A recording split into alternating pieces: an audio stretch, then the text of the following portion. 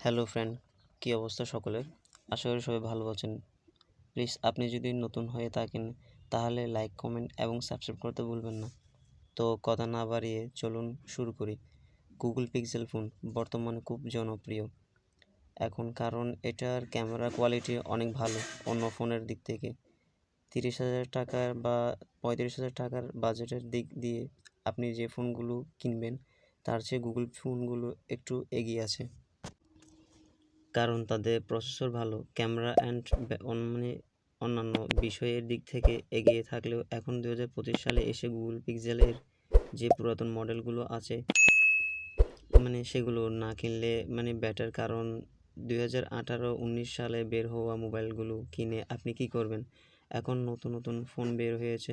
আর তাছাড়া গুগল পিক্সেলের একটা বড় সমস্যা হলো নেটওয়ার্ক প্রবলেম, আর হচ্ছে গেম খেলতে গেলে হিট হয়। তো এখন ব্যাটারি এমএচও কম, তো আপনি চিন্তা করেন কিনবেন কি না ওল্ড মডেলগুলো।